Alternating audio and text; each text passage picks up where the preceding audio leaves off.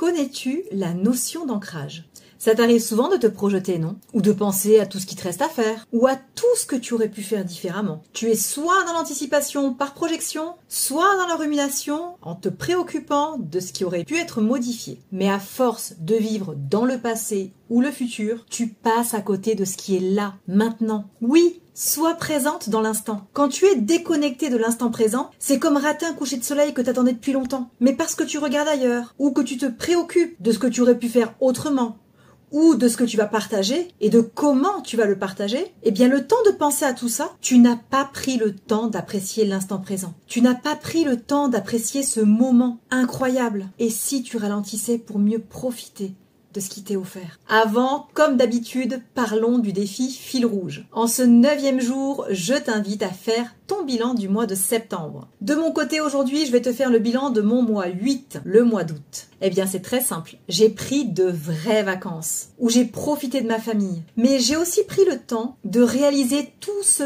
temps que j'ai consacré à aider les parents qui m'ont confié leur enfant. J'ai réalisé tout ce parcours professionnel, où je n'ai pas été une simple assistante maternelle, mais où j'ai été une accompagnatrice. Oui, j'ai réalisé que tout ce temps, j'œuvrais déjà pour ma vocation de cœur, accompagner et guider dans le mieux-être. Et d'ailleurs, cela m'a encore inspiré la notion du jour, car j'ai profité de ce mois d'août pour décrocher complètement des préoccupations, pour décrocher des projections et décrocher de comment j'aurais pu faire autrement par le passé, parce que je me suis dit, tiens, j'aurais peut-être pu me lancer dans l'accompagnement thérapeutique beaucoup plus tôt. Eh bien non.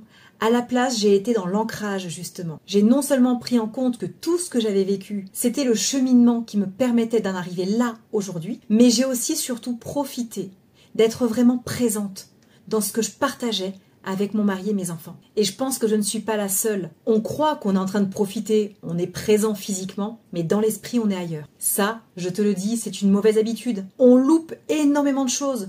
On passe à côté de petites choses qui paraissent insignifiantes, mais qui pourtant sont de vrais trésors. Alors c'est un peu cliché, mais c'est tellement vrai. Je me suis offert le plus beau des cadeaux en étant dans l'instant présent. Oui, c'est important d'aborder ce sujet, de vivre pleinement l'instant présent, de prendre conscience du pouvoir du moment présent, parce que rien n'existe en dehors de cet instant. Lorsque tu es en absence d'ancrage, tu penses à ce qui n'a pas encore été fait, ou tu penses à ce qui pourrait mal tourner. C'est comme vivre un stress permanent. Et d'ailleurs, bien souvent, ça t'empêche de passer à l'action. Rappelle-toi, mieux vaut faire que de chercher à parfaire. Quand tu manques d'ancrage, tu ne profites pas des moments simples, puisque ton esprit est ailleurs, et tu perds la simplicité de la joie. Quand ton esprit court entre le passé et le futur, sans jamais se poser ici et maintenant, c'est inconscient, mais ça te provoque une fatigue mentale. Soit tu rumines, soit tu anticipes, mais en fait tu profites pas. Alors je sais que pour certains, ça peut être angoissant de se poser. Je sais que tu as cette impression de ne rien contrôler. Laisse-moi t'expliquer ce qui fait que le présent, c'est la clé. Tout simplement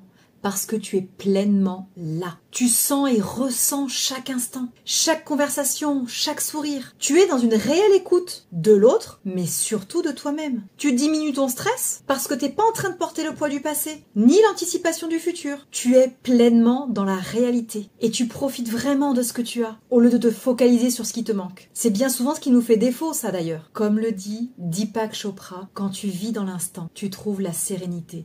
Peu importe ce qui t'entoure. Alors, comment te reconnecter au moment présent? Tu peux pratiquer la pleine conscience. Dans les moments où tu sens que tu es dans un overthinking, dans des moments où tu penses que tu es trop dans le passé ou dans le futur, prends une pause de 5 minutes et tu respires profondément.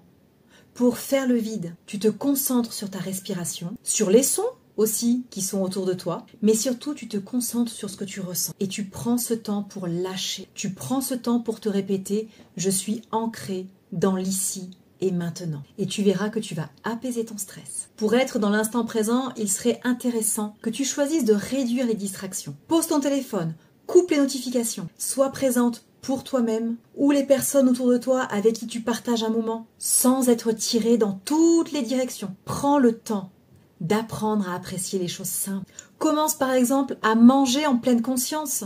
Prends le temps d'apprécier ce qu'il y a réellement devant toi, dans ton assiette. Rien que ça, on perd cette notion d'apprécier ce qui est devant nous. Et pour être dans l'ancrage, tu peux aussi prendre le temps de noter 3 choses pour lesquelles tu es reconnaissante. Ou alors, tu peux aussi prendre le temps de noter une personne avec qui tu as vécu un super moment. Cet exercice simple te ramène dans l'instant présent parce qu'il te permet de te concentrer sur ce que tu as, ici et maintenant. Cet exercice te permet de sortir de la notion du manque. Pour te donner un petit exemple, parfois on a l'impression qu'on est seul. Mais si on prend le temps de se concentrer réellement, on se rend compte qu'on est déjà entouré par les bonnes personnes. Tu l'auras compris, pour ton défi du jour, je t'invite à te reconnecter à l'instant présent. Offre-toi 5 minutes pour pratiquer la pleine conscience. Pendant un repas ou pendant un café partagé avec quelqu'un, prends vraiment le temps d'être ancré dans ce moment.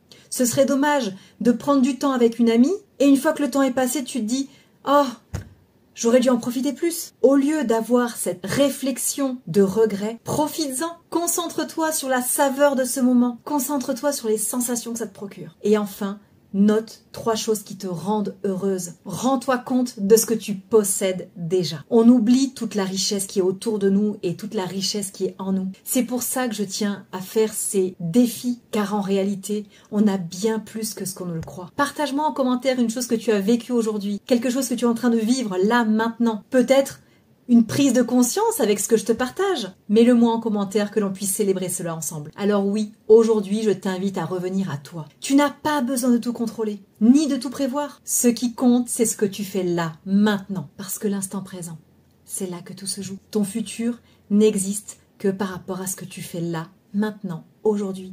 Par rapport à tes passages à l'action d'aujourd'hui. Alors au lieu d'anticiper, agis. Je suis avec toi dans ce processus. Et on se retrouve pour le jour 10.